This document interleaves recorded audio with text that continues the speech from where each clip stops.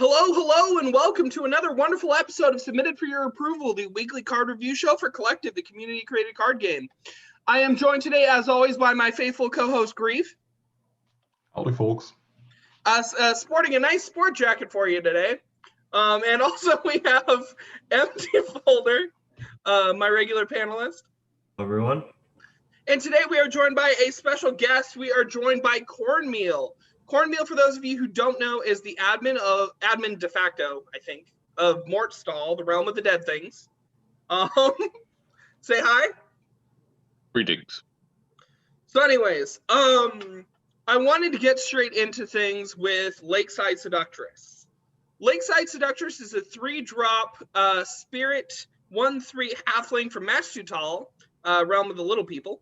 With summon, look at random cards from your deck equal to the number of friendly units and choose one to draw. To clarify, by the way, for those of you who are curious, I did no work on this card. I came up with the name and the flavor text, which I hear from people complain the most about. But anyways, so I didn't really do much. Ho-Fi is just such a sweetie. He agreed to give me the laurels for this. So let's get to talking. Grief, what do you think of this? Yeah,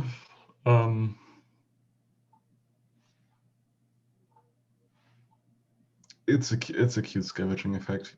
Depending on that you're able to maintain a higher board, is probably just a card for Bullock. Drop it on turn 3 to 4, where you basically have like 4 to 5 units on board, depending on how many tokens you're generating or how resilient your board is. You can actually get to look quite deep for one specific card you want to get. On the other hand, it's a 1/3 unit, so I don't really know how good of a body it is. It's just utility for the effect. Thing is, you can retrigger the effect and summon matters, and that's probably one of the more interesting parts about it. Yeah, this with Actor is pretty... that could get nuts. I love it. Yeah, I came up with the name and the flavor text, but I didn't even read this card until I picked it for the show. If you can get to 10, this is basically a tutor. I mean, the chances of you finding 0 copies of the thing you're looking for is pretty low, unless, of course, you already have some in your graveyard or something like that. Because it's just the way the combinatorics works. And so I really like that part of it. But of course, that's if you could get to 10 units, which is saying a lot to begin with. I do really, really love Ho-Fi and BB Kex. I'm sorry about your name. The art there is just like really pretty. And that's why I wanted to come up with a name and a flavor text for this, because I thought the art was just so cool. And it's got a decent effect on it. I'm eager to see what people do with it. Corn, what do you think of this? I think it's decent. I mean, personally, I prefer Morphine Biologist over this in most decks. Mm-hmm. So that might be my tribal bias. Why not both? I mean, because this lets you dig around for like actions and stuff. I don't know why you'd be doing that, but maybe. The only time I would run this with Morphine Biologist is if the deck had a sparse amount of each tribe. Yeah. So that I could tutor with Biologist the specific card of the tribe that's in play. Yeah. But it would be halflings. Yeah. In the Archetype Completionist, it was like second place. It lost out in voting to do like a general tribal support. I think we need more stuff like that, because it'd be interesting to see halflings themselves with their summon and wideboard matter stuff make a deck. What do you think of this, Empty? It's funny you mentioned that on the Archetype Completionist, because Mystic messed up and said that one won at first. Yeah. Yeah, I think this is interesting in the summon deck. I think that's probably the most likely place it'll find a home, just because, like, obviously it's a summon, so it synergizes with that. Mm-hmm. And that deck also sort of wants the filtering, because there's not that many summon synergy cards, so being able to filter into them would be kind of nice. Yeah. I mean, getting Invoking Chan out of this is not going to do you any good, but getting Actor maybe. I mean, you still want like when Invoking Chant comes up, you're still going to pick it almost every time. You're just not going to use it on this. Oh, yeah. Because Invoking Chant is just so good in the deck. Yeah, good point, good point.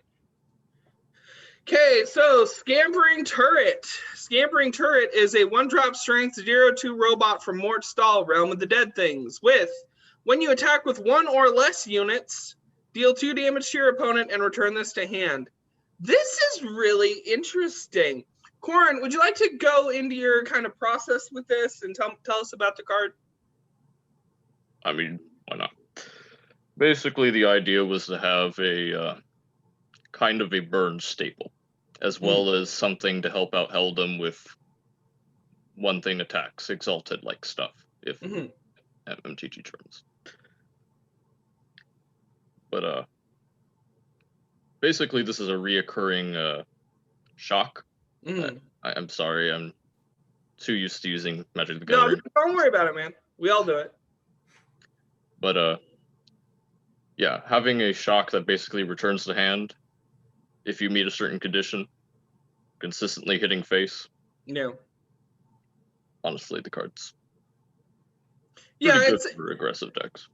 Yeah, it's simple and gets in a little bit of chip damage where you need it. And it's on a nice little, I mean, small body, vulnerable to removal, but no one's really going to bother removing this because if you're in the game plan, it's just, I don't know. It's a nice little nuisance card. I like that. And it kind of meshes really well with like the flavor and the art. So Grief, why'd you pick this card? It's actually cute and simple, and it exists. You can actually use it, utilize it for more stacks kind of decks, where you basically don't really care about the board in general, and could actually get away with not attacking and just chipping step by step away at your opponent's HP. Problem is though, it is extremely vulnerable, and to be honest, sure you can utilize it as a turn one play, because it also triggers off of units not attacking.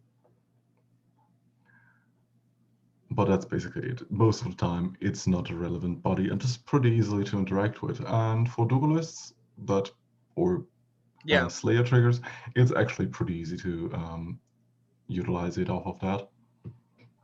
Well, that's the other thing, is you could use it as a nuisance effect, and if you're running this with like Founder Statue or some other sack stuff, just sack it once you get 2 or 3 chips in. That's what I'd imagine using it for. Just a little bit of early game pressure. What do you think, Empty? I really like this. One of the things that like a lot of strength decks, aggro in particular, struggle with is that strength doesn't have very much reach. So once like their board gets swept away, they don't have that many options. And giving them this card to like get in those last few points of chip damage or spend that extra mana throughout the game when your curve doesn't line up, I think will be good for the deck.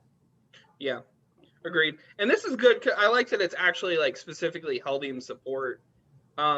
We need some of that.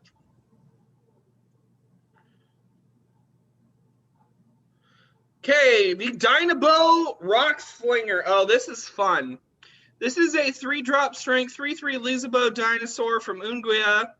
With at end of turn, deal 3 damage to any player that didn't play a unit this turn. So this is specifically to punish action spam. Is that the idea, MP? I mean, that's the idea. That's the idea. Okay, good. I know how to read. Tell me why you picked it, MP. I like the idea. I don't think it's very good though. Yeah. The problem is this gets removed really easily, and the stat line is pretty bad. And on top of that, action spam actually runs enough units to not worry about this too much. Like they're going to either have a unit to play or removal. Yeah, like shortly after the update, there was an actual unitless Vertic deck, and now it's a unit light Vertic deck. Yeah, because they run like Amnesia Mage, and a lot of them run Slime Mage and stuff too. Yeah. So yeah, the body isn't very survivable against action spam. Because I mean, this is just gonna get lasered in mind like fast. Yeah. The other thing is like that effect is basically only going to trigger against action spam, because like every other deck in the meta runs enough units to not care. Yeah. Corn, what do you think of this? Oh, sorry. Keep going. Em. Yeah, there's some potential for a stack style deck with this, but I don't know. Yeah, well, you could throw in your psychic split and just deal 3 damage to. Yes, you could do that. Yeah. I don't know. Corn, what do you think of this? I was actually going to mention Psychic Split as well, but honestly, I don't think that's going to be a super great way to use this in the deck that it's probably going to be put into. My guess is it's probably going to be either put in a Hate Bears deck or a Lizabo deck. Not sure we have enough Hate Bears yet, though I'm hoping more people will implement more. I've seen more efforts for it. But overall, yeah, for action spam, it actually tends to not be just unitless, which Empty mentioned. So until the days where decks like action spam become completely actions, this will probably be an okay card, but with its stat line, it really does feel like you're just playing a 3/3. Maybe if both people are top decking. Yeah. One corner case that I don't know if you guys are thinking of, but I know it's near and dear to your heart, Grief and Corn. Both of you really like this. Could this maybe have a spot in the self-damage deck? Because this is a reliable self-damage trigger if you don't play a unit that turn. You're putting yourself pretty far behind if you're actually not trying to put bodies on the board regardless of what deck you're facing, unless you have actually a game plan that relies on you having a pretty minute board. And or being more proactive with your hand or the board state of your opponent, and still it's just like 3 existing payoffs for self damage, so it's not really that good. And it's an end of turn trigger, so it's not even reliable at that point, because the body can easily be bounced back to hand or killed via other means.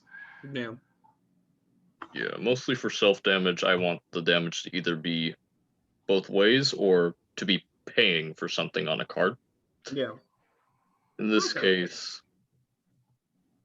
It's a cute little filler Lizabo, and that's it, basically. Maybe if we had, like, a Death Shadow or something. But otherwise, I don't want to spend my life like that. Okie dokie then. The jig is up. Corn picked this for me. Let's talk about this one. The Blade of Alliance is a 2-drop spirit equipment from nowhere in particular. With give a unit, this has +1/+1 for each friendly unit. To be clear, for those of you who missed it, because I've seen some on the Discord who have, this grants a passive, and that passive will scale according to the number of units you have at any given point in time. This was because Puapka was pushing for a spirit equipment archetype. I wanted to help. I run a spirit deck. And so I was thinking, what would my spirit deck need? And I was like, well, I like going wide. And this turns going wide into going tall. So, Corn, why did you pick this card for this week? I actually picked it because I wanted to figure out how people valued vanilla stats, pretty much. I see. Yeah. So, yeah, overall, I mean, this card isn't as... I mean, it's a fairly simple design up front, but because of how initiative works in collective, meaning combat initiative, depending on what you put this on, the passive is either pretty good or pretty bad. If you play it later, it's probably going to not be as effective because your other units will die during the combat. But overall, this... And I hate to use the word potential, because potential isn't exactly something you want in never mind.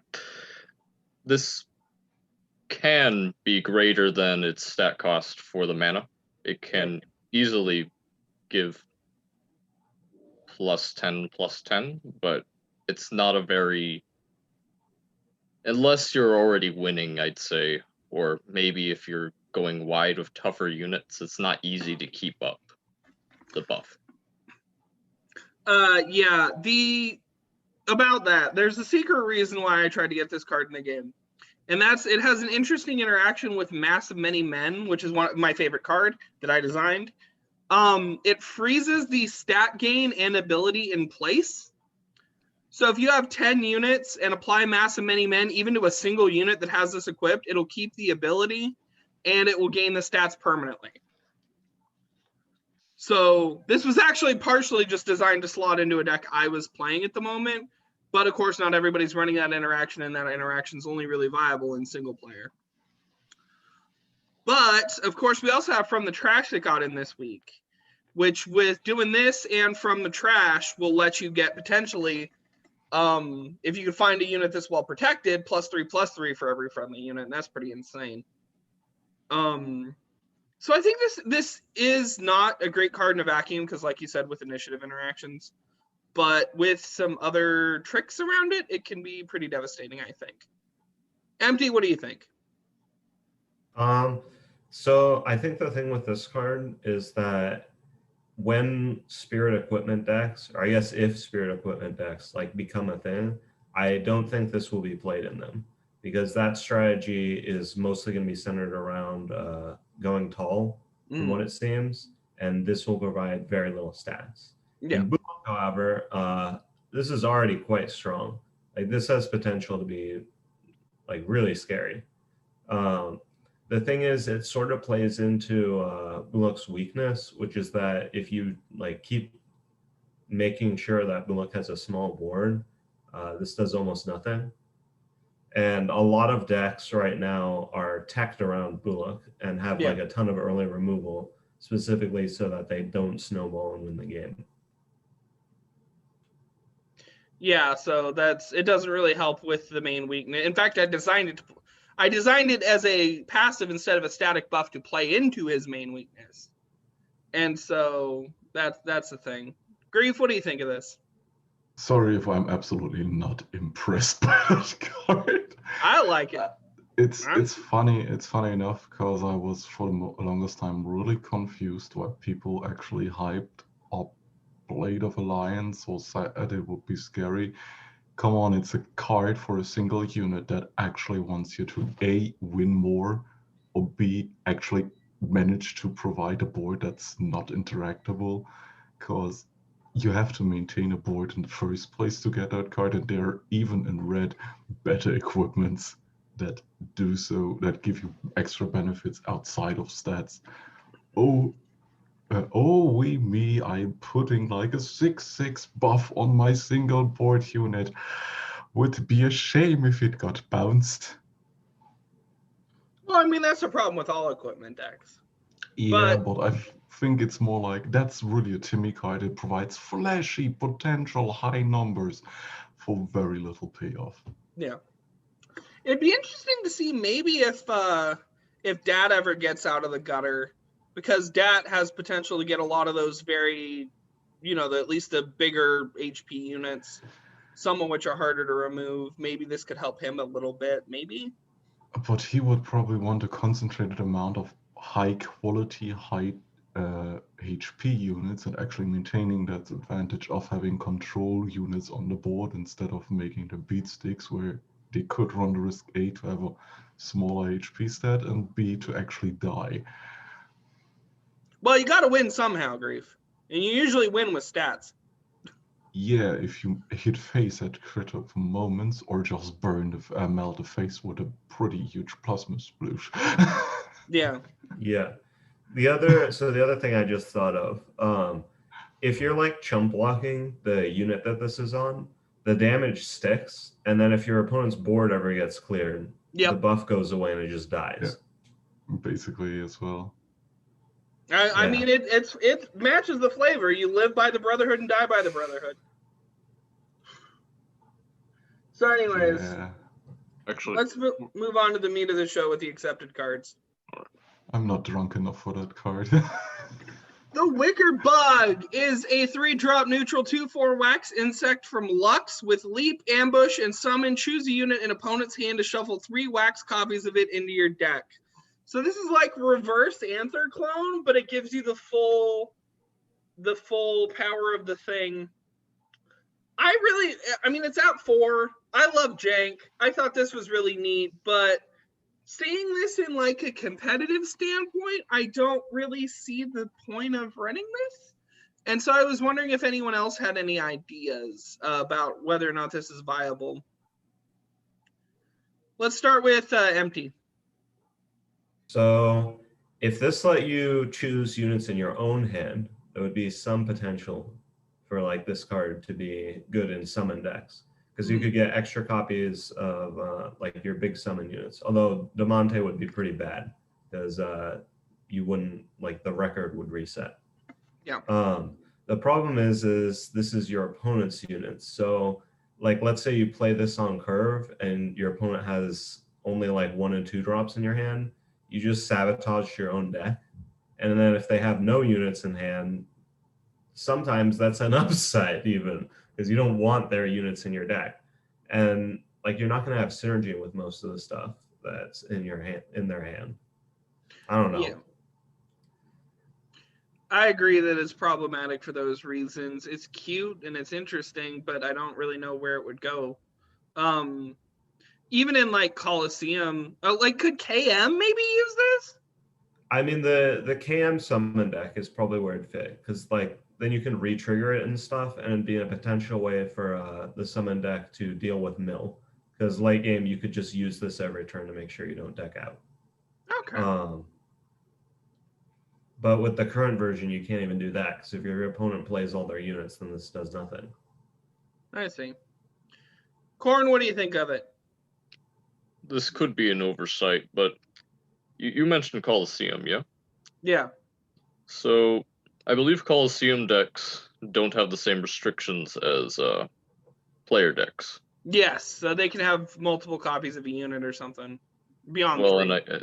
And they can have units that I don't think are in the game as well. Or... Yeah. So I think this is probably just to be able to...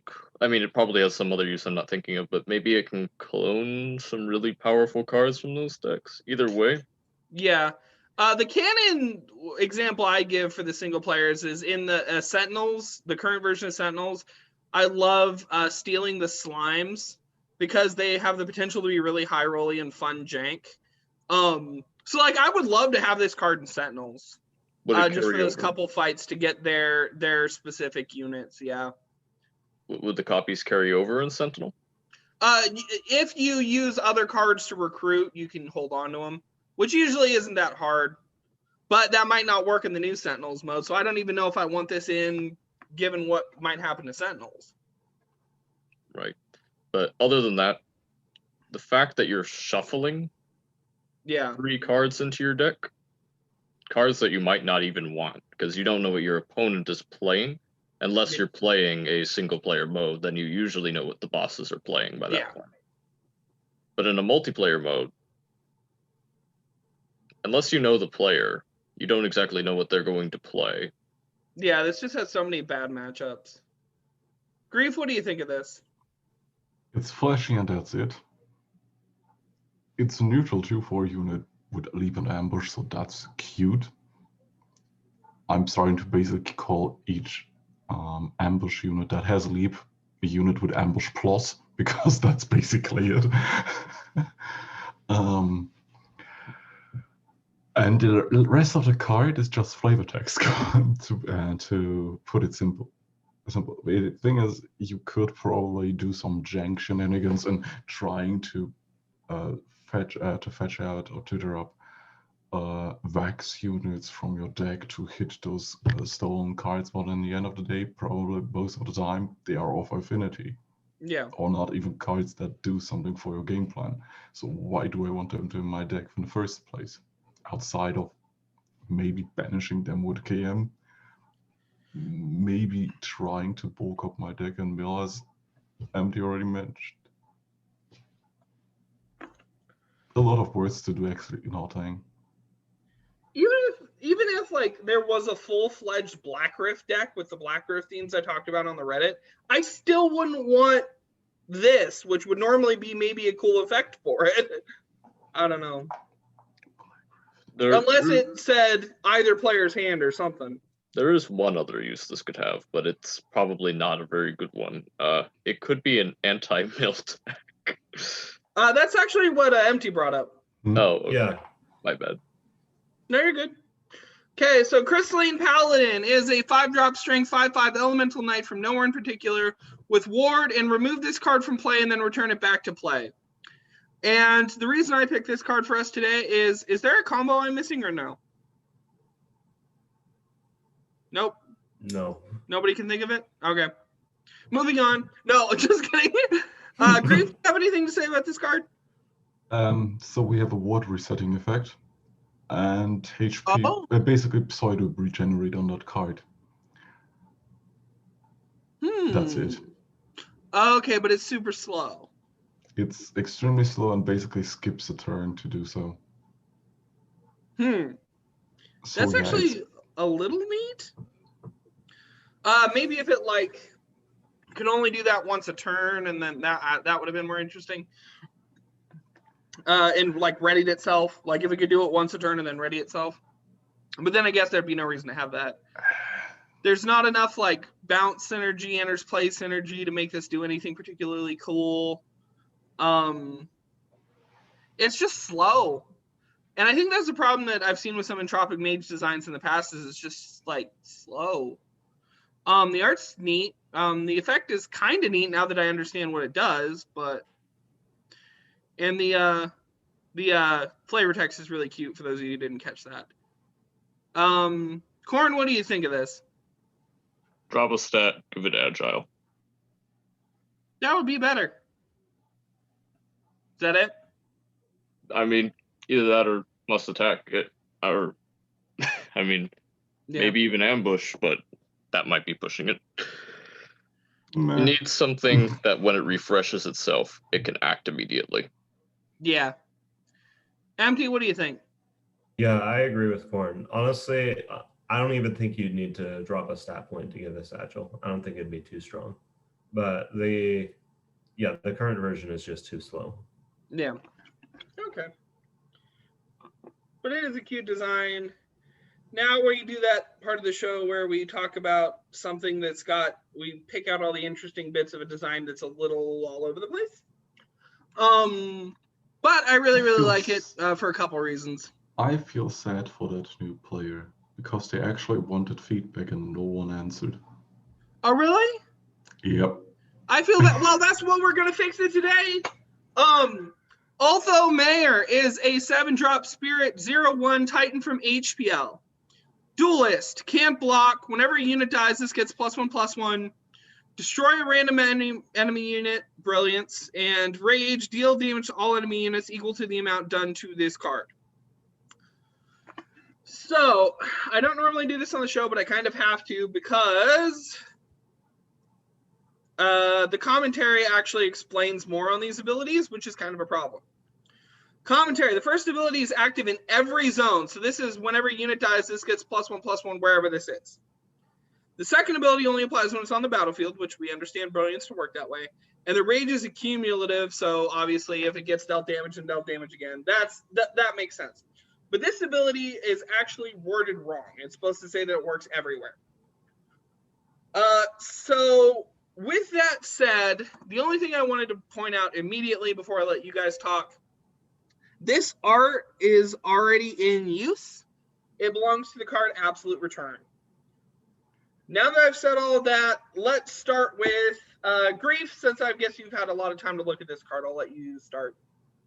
First of all, I don't know if this is actually a legal rarity to be implemented in the game because I don't know how many legendaries compared to the age progression or card progression and realm HPL actually.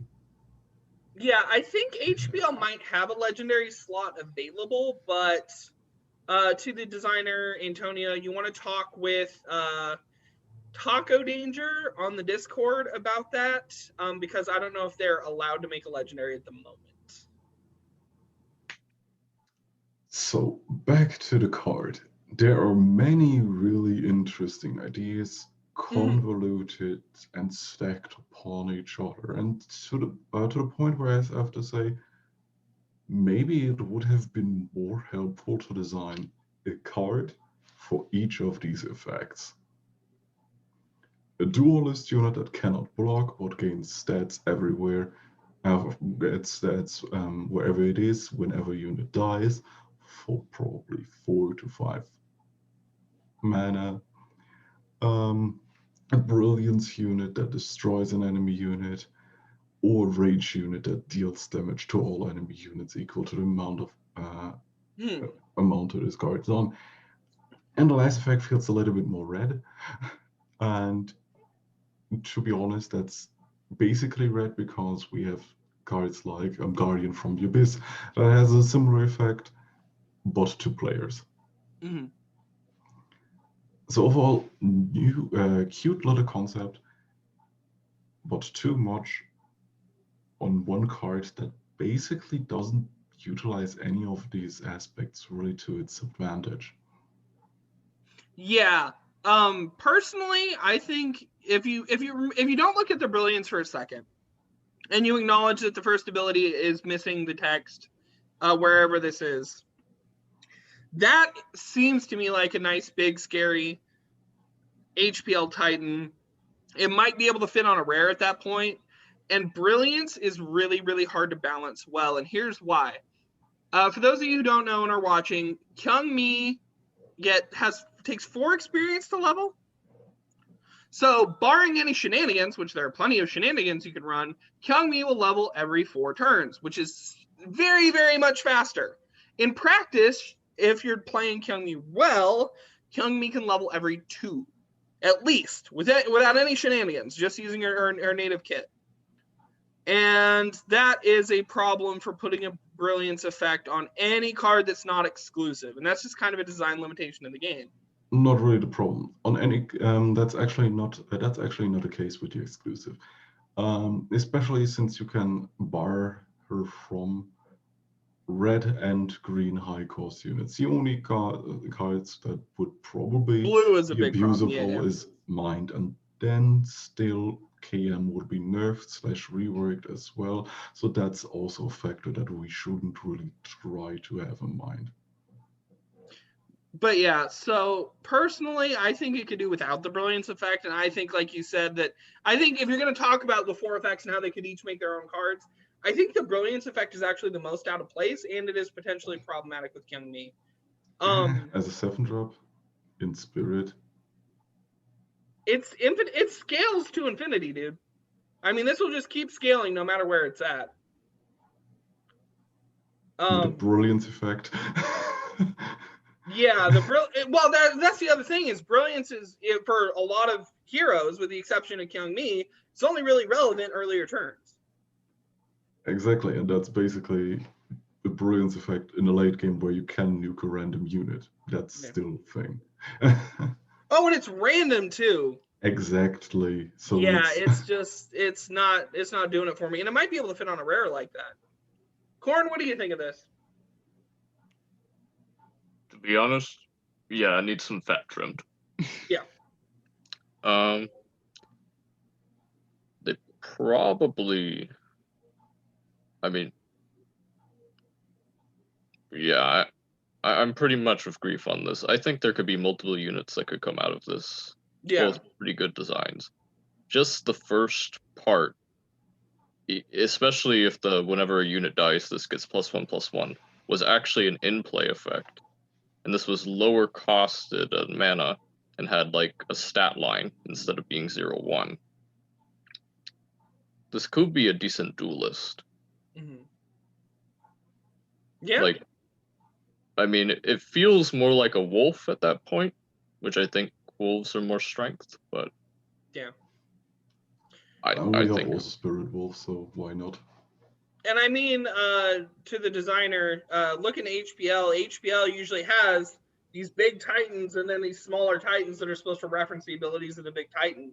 So you could probably build a really cohesive design out of designing this titan, talk with the admin of the realm first, probably. I don't know if they have a legendary slot, and then build these little guys around it.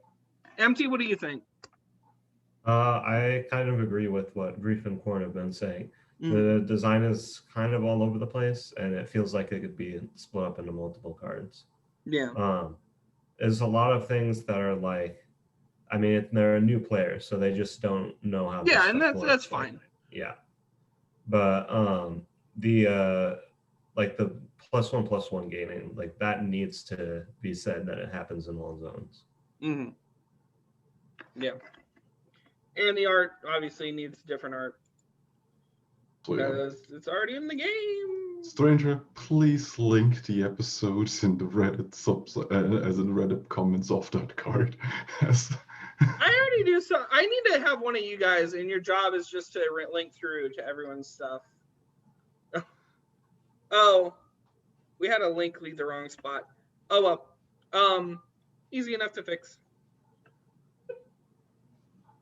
Krzak the Terrible is a 5-drop spirit 3/6 Daling from Swiatlo. With Duelist, regenerate, and end of turn, give a random enemy unit entomb, your opponent draws a card. I don't think the design's that terrible. Why is everyone calling this card terrible? Grief, what do you think of this card? People are calling it terrible. I think it's a pretty cute duelist. It's right there in the name. No.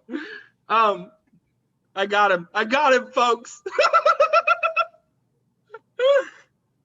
No. How do you like the card? No, I think it's actually really, really neat. I like the idea of it having these bounties. I guess they do bounties here in Swiatlo with the Daylings.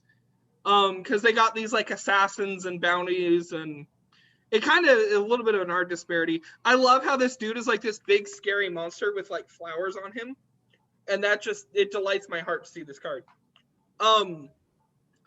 This is just really, really neat, and I'd just be really, really excited to play with this. Grief, why did you pick this card? As I said, I like Duelist in Spirit, and this is a pretty cute Duelist because it actually provides multiple things. It has a Duelist regenerate, which is also a pretty good combo, especially with a 3/6 body, which can provide something for a dot, since he actually wants high HP units. So it's basically a pretty good anti-board tool for him. On top of that, each end of turn, you can actually turn an opponent's unit that is below that has 3 or less HP into a draw card, just on dueling. A draw card effect. That's cute, useful, and I really absolutely like it because the entire kit is cohesive and makes sense. Yeah, it's very, very tight design. I agree. Tight design, and is still very versatile as to the kind of different decks you could put them in. And I don't know. I think this is a really, really fun design and a really great push for Swiatlo Daylings. Corn, what do you think of this? I don't like that it's random for the enemy unit. Oh, I think that's the best like flavor part of it though. And I mean, come on, you know, usually people have like what 3 to 5 units out max. Or maybe it's different in multiplayer. I don't know. So, I mean, at least it can give it gives it a new random enemy unit every turn, I presume. They could stack. No, it can stack. So sometimes you could get a really big bounty all on one unit. I think that's super fun.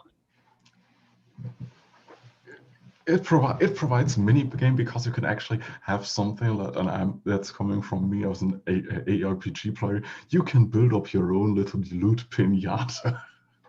The also thing is this makes random stuff lose ward, right? Exactly. So it could just wipe ward off a unit. This is the ward bug on a card, guys. I don't know. Corn, you have anything else to say? I mean, besides that, it reminds me of a certain card that came from Ikoria recently. Nah. Okay. I mean, bounty hunting I do like the bounty hunting aspect. I can see kind of why it's random. Would prefer it to be target or choose rather. Yeah. And it's doing okay. It's at 7, which is not bad for this point in the week. MT, what do you think of this? So I do think like it's a very clean design. The thing is, I don't like this design space that it's in all that much because it's I don't like the Snowball Duelist design space in general. Yeah. And Strength gets a lot of it, and Spirit doesn't really. So I guess like giving some of that to Spirit is okay, but it's kind of an iffy design space for me. I also agree with Corn. I don't like that it's random. When this, like the situation where this snipes a ward that was really important for your opponent is going to be really annoying. And the other part where like your opponent has one big unit and this puts a bounty on it like 3 times and you can't kill it. When you like really need that draw, it's going to be really frustrating. So basically, like every comment you've ever made on any design that ever looks like this ever. Well, yeah, but people keep making them. Because they're fun. It is actually one of the few casual mini-game cards that I really like. Okay. Now, man, Corn, you're just knocking it out of the park with getting all these designs.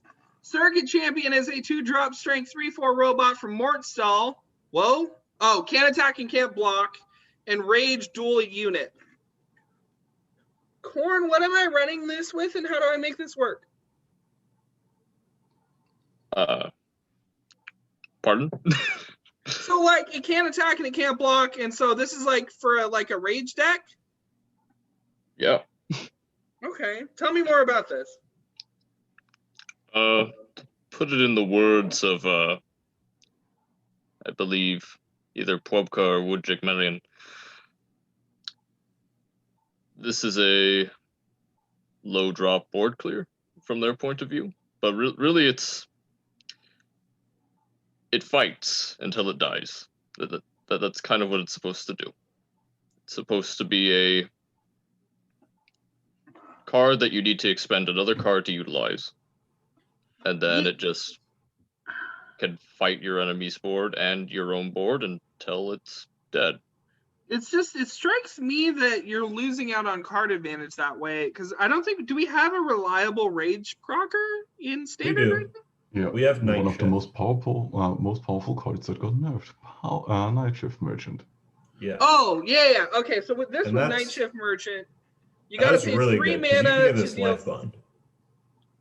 Oh, you can get, okay, that's what we're doing with this. So it's 3 mana, 2 for that, 1 for the thing, to deal 3 damage and heal 3 and maybe survive to do it again. Or with the regenerate mode, I guess I can do it a couple times. Well, you'd need like your opponent to be playing a place, or you could be playing glowstones or something. Yeah. So on the last attack, you could hit something with 0. So this could be a good dedicated glowstone miner because it's just dual any unit. This could duel itself.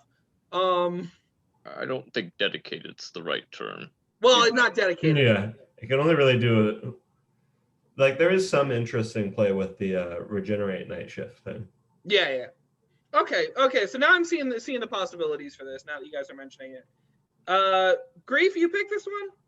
Yeah, and I like it because it's an interesting way to actually have a quote-unquote board interaction or board clear version of a card for pretty small units, since in the end of the day it will actually be a 3/3 unit that fights stuff, and hopefully more than once. On the other hand, it's just a 3 damage bolt to something with 3 HP at some point.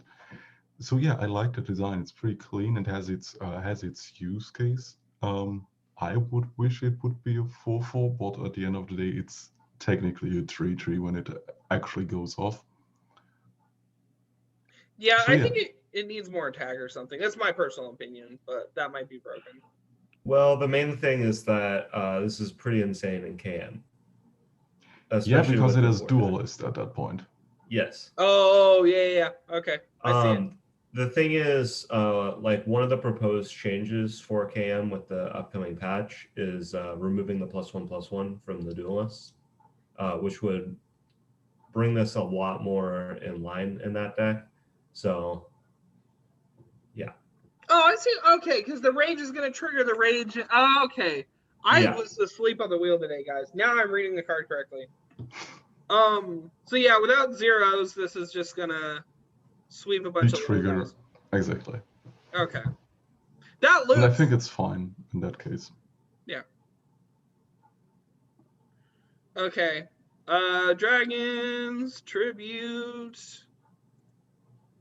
Okay, Dragon's Tribute. By the way, Spike, Bonk, great job on the art there. I don't like the rest of the card. Now I'm about to go into why. Dragon's Tribute is a 1-drop spirit action from Tutela. With after you end 3 turns with unused mana, play a random dragon from deck. Grief, why?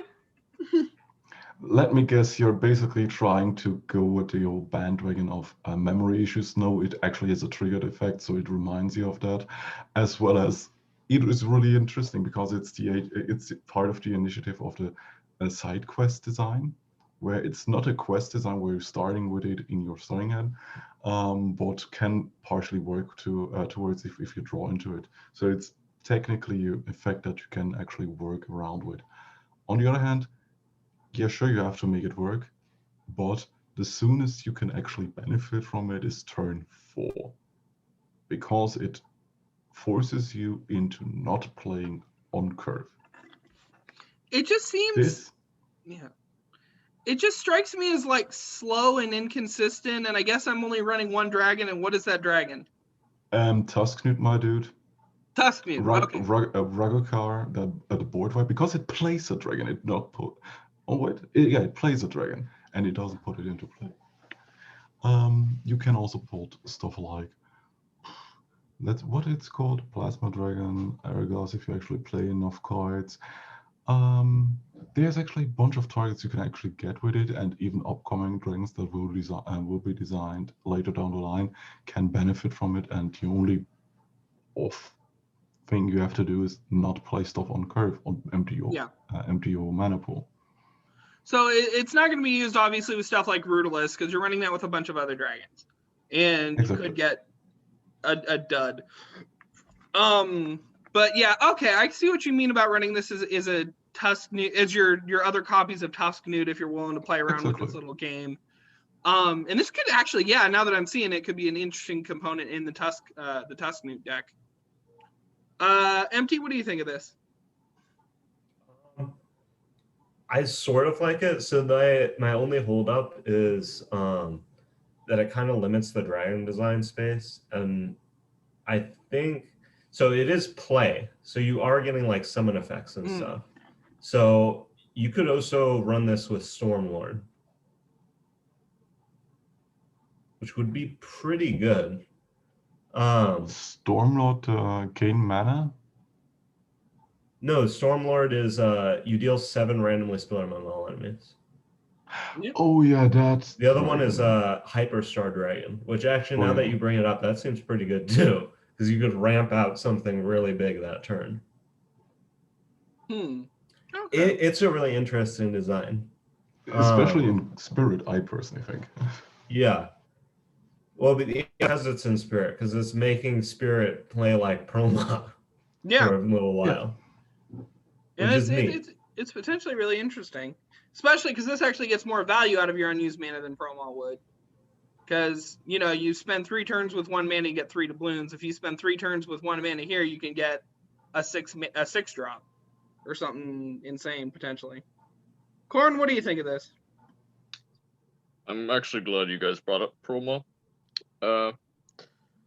So my issue with this, and this might be because of me wanting, or I want heroes to be more supported and cards to go towards those heroes to support the way they play. So the fact that this is Spirit and it's trying to force, I feel like it's Spirit because they don't want this to be used with Proma.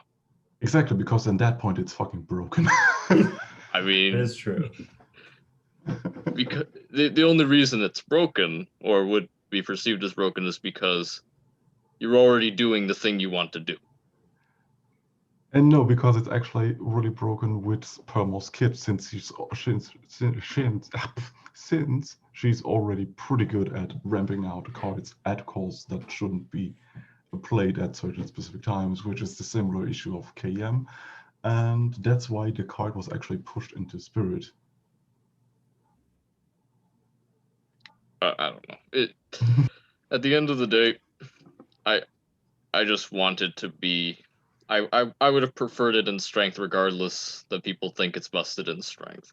Mostly because I want cards that help heroes out to be designed for those heroes. Even though it probably would have been broken.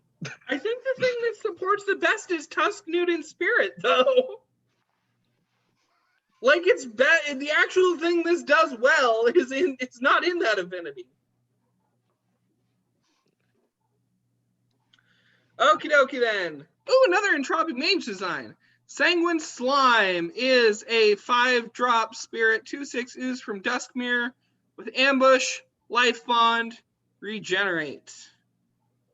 This is fun. So this is your first pick, Empty, so I'll let you talk first. Yeah. So first of all, that art is great. Yes, agreed. Looks really nice. So I wanted to talk about like the reason that this isn't really like it's not good at doing what it's supposed to do. So what it's supposed to do is be like this big old wall that you put up against like aggro decks, because it has Ambush, Life Bond, and Regenerate. So this can block every turn and get you life. The issue with that is that aggro decks in collective don't really work like how a lot of aggro decks in other games do. Because in a lot of other games, like the goal with the aggro deck is to like build up a bunch of tempo early game and then finish off the opponent with reach cards. The thing is, the 2 top aggro decks we have right now are in Heldim and Bullock, and neither of them run like any reach. They just run a lot of snowball cards. And against snowball cards, it doesn't matter how big of a wall you put up, because they're going to snowball and get over it. So you really need like proactive cards, which this really isn't, which is going to make it not very effective against stopping aggro decks. If you threw Deadly on it, would it fix it? No, because they're okay. Let's say your opponent has like a Sycomancer and a Belfry out. It doesn't matter how big this is. They're going to get through it anyway. Yeah. Yeah, so I see what you mean against, like, this is going to lose a lot. I mean, yeah, you're going to get a big snowball unit, and then it's going to totally just peter out. Or just even, like, a decently sized thing with flying. Yep. Grief, what do you think of this? Most irritating part about that card is the 5 mana cost. I agree. Why? What would you place it at?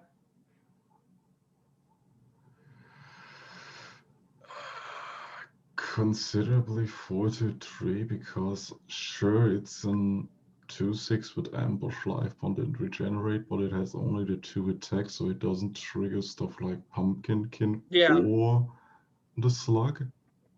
So you actually have to work towards that by playing your Sycomancer or buffing it. Then again, it's just basically a French vanilla with 3 keywords. That's it. So, okay, I definitely like parts of this design. I do agree with what Empty is saying. One thing I do think about this, and I think maybe Corn will back me up here because I've seen how he does art for his realm, is I really don't like seeing this great big blood red thing with this great big blood red thing in the name be in the Spirit Affinity. Yep. Like, that's a lot of just whoops. From one of the reddest realms, by the way, too.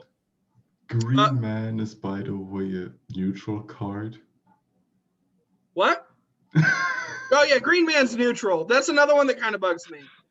Thank you for bringing it up. You're welcome.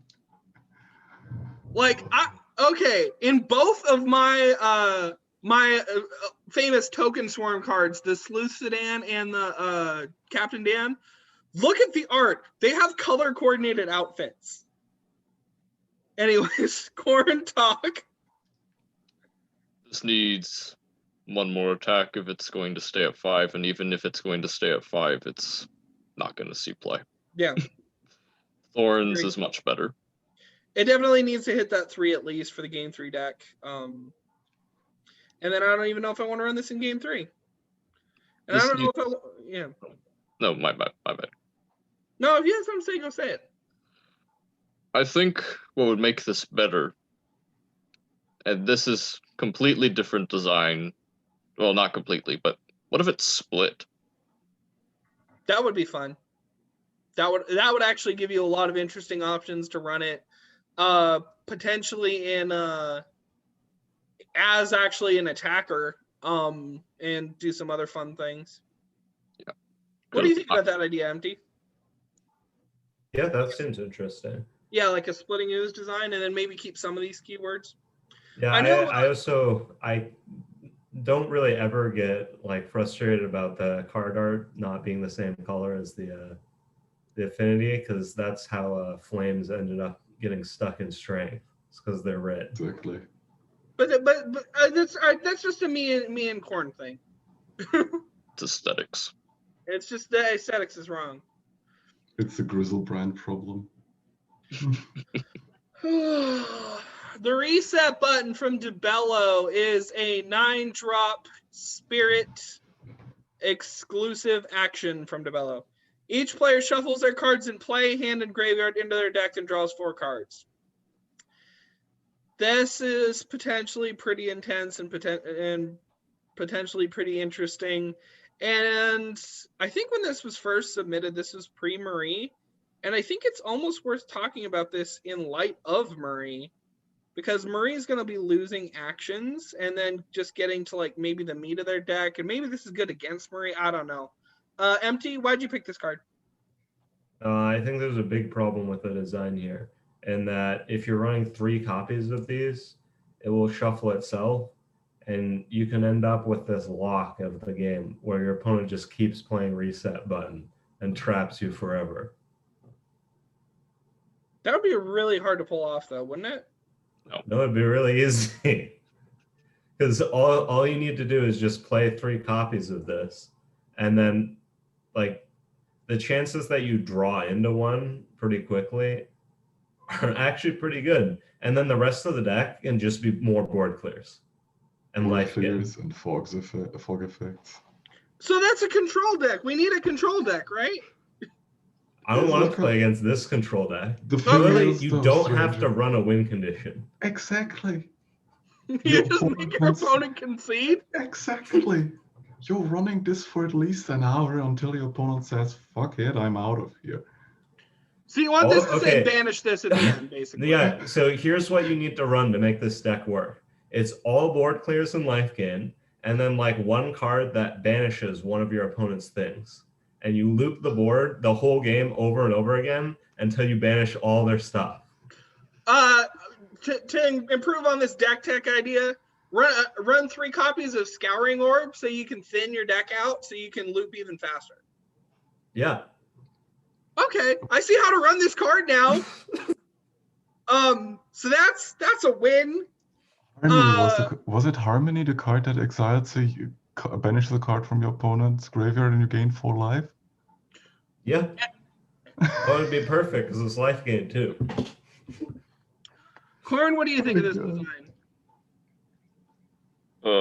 It's bringing back some memories that really don't want to deal with. What was it? Trying to remember the card. It was a... From Magic or from Yu-Gi-Oh? Because there are 2. I'm thinking of Magic. It was like a Time Warp-like card from the Dominaria standard. Yeah. It would give you an extra turn and shuffle back into your deck. Oh, I know what you're talking about, but I can't remember the name. The exclusive card that was put on in the displays where you only got 1 from. It wasn't even in the set, and people said, "Oh no, it's unplayable." That's where because we're putting just 1 copy of it in each box. Nexus of Fate. Yeah, that's it. Yes. Nexus of Fate. This is giving me some Nexus of Fate flashbacks. Oh god. This is a Shadow Knight card. Oh god, now I know what... I think he also played Yu-Gi-Oh! And I know what... and each and every Yu-Gi-Oh! Player who's seeing this episode knows exactly what card I'm... It is banned because it actually does what this card does. It resets the board state over and over and over again. And it's a flip monster. The game never ends. That's why the card was banned. So that's interesting. I don't know. It's not doing too hot. I don't think we got to worry about it too much. But I think you guys have spoken your piece on this, or do you have more to say? You never know. I mean, cards get in with 0 upvotes sometimes. Put the effect banish this at the Yeah. end, and it's fine. Unless you just want to run that kind of degeneracy. I don't know. I would. Force the Portal from Spiny Nerd. It is a 3-drop neutral action from nowhere in particular with these very interesting electrical cable tentacles on it. And your opponent picks 3 cards in your deck, you draw them, then shuffle. Didn't we talk about this one before? No, we didn't? Okay. I don't think so. Empty, why'd you pick this card? Because I really like the design. I think having your opponent pick 3 cards for you to draw is really fun. I think the balance is about right too. Doesn't this also, is there a significant problem in, say, maybe like if we get competitive play back, about this like giving away your entire deck's strategy and all the counter? In competitive play, you already know your opponent's deck. Okay. This is like better in competitive than it is in laddering, because in laddering, like you don't know your opponent's deck.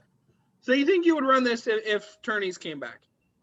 Because it's neutral, so you have to say I would run this in like everything. But like drawing 3 cards for 3 mana is a pretty good deal. The issue obviously is that you need to run a deck where, like, no matter what your opponent's giving you, it's good for you. Yeah. Interesting. I like the flavor text. It's pretty cute. Grief, what do you think of this? I like it because it's actually a really good skill testing card. It's similar to stuff like Fact or Fiction, where you basically present your opponent with the question, what do you actually want to provide me or give me? You see my entire deck list in this case, but I'm still getting a +2 out of this card. So what 3 cards will I get from you? Depending on the board state, what you have in hand, what your opponent will have in hand when they play this card on you, is something that you actually have to grasp quite quickly and maybe potentially give them a good option that you thought would actually be a bad one. So yeah, it's a really interesting card, which never actually would be bad, because it also asks the deck builder question: what kinds of cards will I want to get when I play? Would I want to get when I play this kind of card? At what range of cards would be acceptable to always get or hit with it, and what is the worst option that I would potentially be given by my opponent when I play Force the Portal? Well, if your opponent's running any gunk effects, this is a dead card now. If your opponent's running draw logs with like copy pastas and stuff like that, that is one mirror in which this sucks, like royally sucks. So there's at least one case where this card's just horrible, but that is kind of a fringe case, and that deck would have to like hit the meta again and hit it hard for this to be an issue. Otherwise, I'm kind of agreeing with you guys. I do like what you called it. It's skill testing. And it's quirky. And by the way, against single player opponents, like Coliseum, I am excited to see how this card would work out. But I just first 3 picks. What? Maybe the first 3 card picks. No, I think it would give you I think it assesses the card's value, and I think it tries to pick high value cards whenever it's asked to pick something. Well, no, I think they changed that specifically because Stake a Claim exists. No. So yeah, I would be super interested to see how the AI plays against this. Corn, what's your thoughts? As you said, Stranger, copy pastas or traps. This is pretty Make bad. this into a dead card. But yeah, this is the kind of card that makes it, when you lose the match, feel like it was your fault. Not your fault. Yeah, let me rephrase that. When your opponent picks the wrong cards to put into your hand, Yeah. it makes it feel like they lost the match because it was their fault, which is a good thing to do, I think, because I think a lot of people in card games, frankly, sometimes they like to say, "Oh, They blame luck. I lost because of RNG," but no, you didn't lose because of RNG. It was, it's more of a skill play. Yeah. So there's an article I can talk to you guys about from Mark Rosewater where he talks about how actually it's a good thing for players to blame luck because that's what keeps them playing. Whereas getting people to like rage quit because they like people rage quitting because they just got a bad draw, they tend to come back. That's at least his thesis. So I don't really know about any of that, but that's a point maybe worth bringing up that, like you said, it is a real feel bad when you give your opponent what they needed and you just didn't think that was what they needed. But that also teaches you the game a lot better. I agree. Okay, let's get into Corn's picks with Boulder Warrior. It is a 6-drop strength, 6/5 Lizabo from Munguia. Overrun and summon if your opponent has 5 or less health, deal 5 damage to them. So this is just like you know, you hear the Mortal Kombat finish them in the background when this happens. This is cute. Corn, why'd you pick this? Well, to go back to an idea that Empty brought up earlier, how most aggro decks are now snowbally instead of going for reach. This is going for reach. This is right when the control deck or the other, or like a life gain deck or whatever, is right about to start stabilizing again. Mm-hmm. This allows you to just nip it in the bud. Maybe it's not as effective at 5 as it could be, but I think 5 is a good spot for it. Yeah, definitely. I don't want you to feel. I want people to feel like they're reasonably safe at like 7 to 10 health, unless the board says otherwise. And so I think 5's the perfect number to have here. Empty, what do you think about this? How's this doing? 3, not doing that great. Yeah, so the thing is, like, this is really similar to a card I submitted on the Reddit this week and the week before too, with a slightly different design. Like, I totally agree with CornMeal. I think aggro definitely needs more reach, and especially to have like a few sort of late game finisher cards. The problem with this is that it's pretty one-dimensional. Like, if this isn't killing your opponent, this is terrible. 6 mana 6/5 with overrun really isn't what you want to be doing in an aggro deck. And then, like, if this is killing them, like, sure, that's good. The problem is it's a lot worse than like the options that Mind has, like Harvest Sphere. Yeah. And honestly, a lot of Mind aggro decks are cutting Harvest Sphere because it's a little inefficient for them right now. So it's iffy.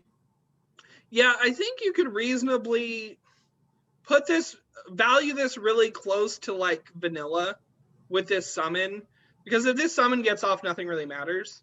And so what do you think would be the right mana cost to put this at? I mean, I don't know. Well, you said it's bad at what it's at, so that implies it should be something. Well, you'd have to adjust the costs and stuff and the stats as well.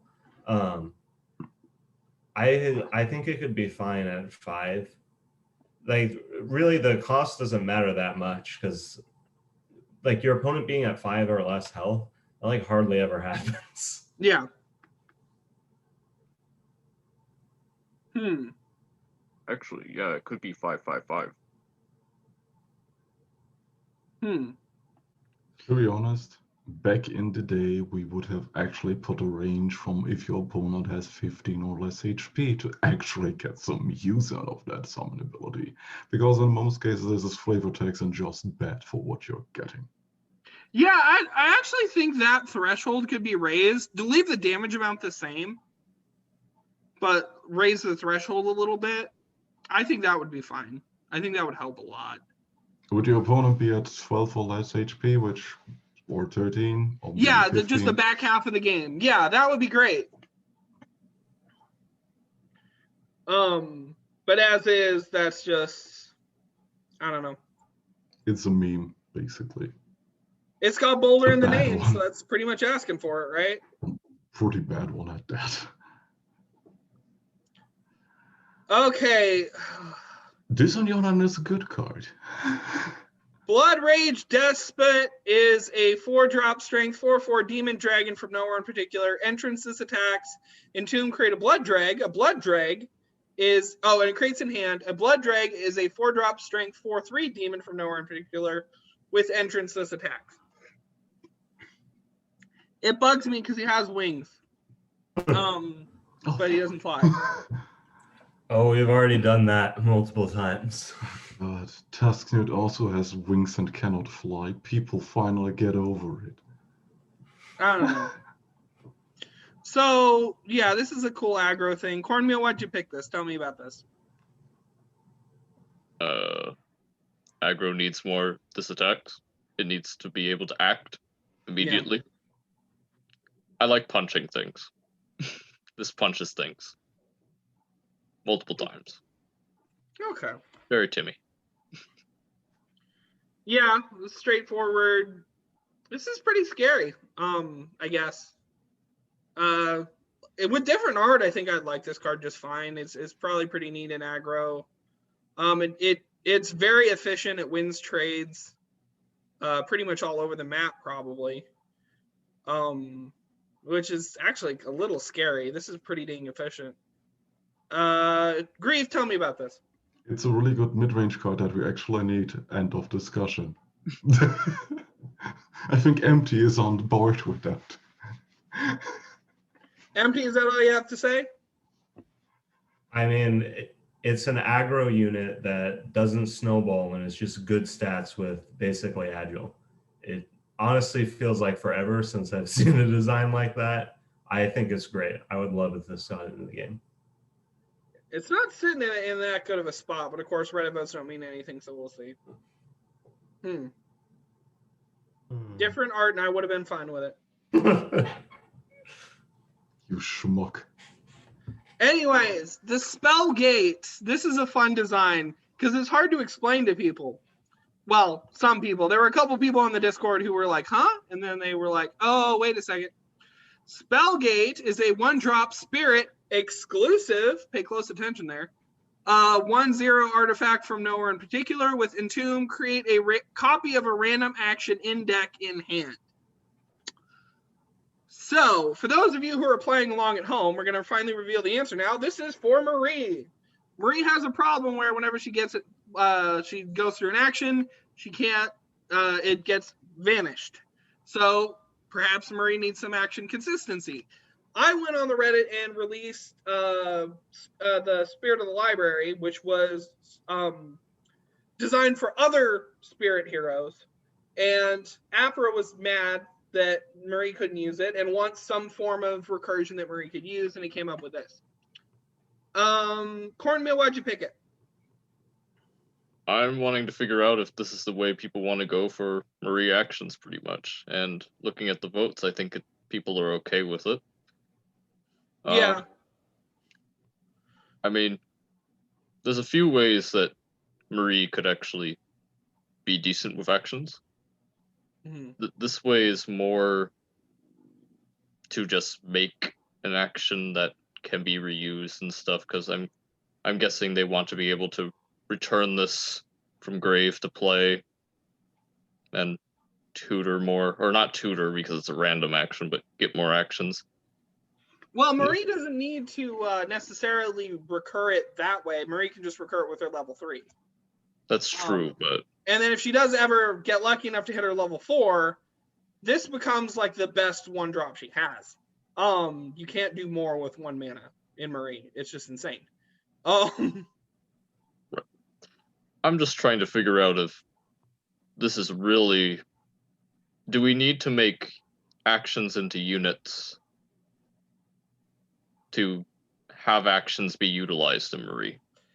People are, as far as I know, people, even though really you don't, people seem to be really like pathologically bugged about her passive, which I agree. I don't like Banish. I didn't like KM for the longest of time because she relies on all those hand banishes, and that's just a mental thing. It has nothing to do with how well the hero actually plays. But I do know a couple players have that kind of pathology around getting a card they can't get back, and that's usually the players who run a lot of recursion. So personally, I think this is a fine route to go for 1 or 2, but I do see what you mean about this could be a problem if it really gets out of hand. I do like how you can also run this in Baluk to great effect, especially if you're running on Burial Site like I am. Grief, you've been making eyebrows at me. What are you thinking about? No, I was just a little bit confused at the banish statement, but that's it. I personally don't have anything against this card. Yeah. It's cute, it has a function, it dies immediately, so it actually contributes to her passive, and it can be utilized due to the house, not the House of Zombies, but her active ability, so it's okay. The key actions that you want to hit, you probably can generate with it. So overall, it's a cute little design, nothing more, nothing less. We have similar things already in the collection, in the legacy pool, in standard. So so units being actions is nothing new, to be honest. Yeah. Empty, what do you think of this? Honestly, the only thing I can really see when I look at this card is Bullock having 6 copies of Overflowing Thoughts. Yeah. Yeah. Honestly, if Overflowing Thoughts didn't exist, this would be fine. I just feel like every action tutor, I'm always like, oh shoot, we're going to get Overflowing Thoughts with this. But I mean, yeah, you're right. I mean, if that doesn't deck you out trying to play, you're only going to get to play 3 of them no matter what. But it could get you to it a lot faster, you're right. No, you can play more because it's a copy. Exactly, you create one. Yeah. Well, yeah. But if you play 3, if you have a decent hand size when you play Overflowing Thoughts, you're just going to, or 3 times, you're going to lose.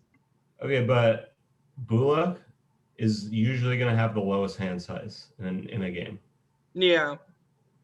You're going to deck out your opponent first. Okay. So you're saying the problem is that you can run this in Bullock Mill, and it's exclusive, but that doesn't stop that problem. Okay, I see what you're saying. Yeah, well, and I also feel like that's the most effective place I can see the card being played right now. You don't actually see this in Marine as well as you see that. No, because Marine likes to run more than 1 action. Yeah. But Marine can use this as a 2-draw 2 random actions, which is still pretty efficient. Yeah, but that's once you have your passive. Once you have your passive out, yeah. Once you have that, you should be winning the game. Ideally. If this gets in and someone manages to survive Marie hitting level 4 and getting this and having the 3 copies of this, let me know. I'd be interested to know how you did it. Because that is scary thoughts. Okay. Well, I think that was the end of the list. I'm going to stop the share for now. So that was it. I had a lot of fun this week. I hope you guys did as well. Thank you, as always, Grief, for joining us. You're welcome. And thank you, Empty. Yeah, thanks for having me. And thanks, of course, to our special guest, CornMeal. It was great having you on. Yep. And I hope to see more fun Mort Stahl stuff in the future. I'll work on it, and others hopefully will too. I never asked you. I don't know if you watch this. Do you watch the show? Yes. Okay, so we have that running thing that I do whenever we talk about one of your cards. Do you approve of that thing? I mean, it's self-promotion. I think it's a good label for your realm, the whole realm of the dead things. Because that's how I explained it to myself. That was how I compartmentalized what your realm was about. So anyways, thank you to all my guests. As always, like, comment, and subscribe. Remind me why I'm doing this. And have fun. Keep playing collective and keep voting on cards. Bye.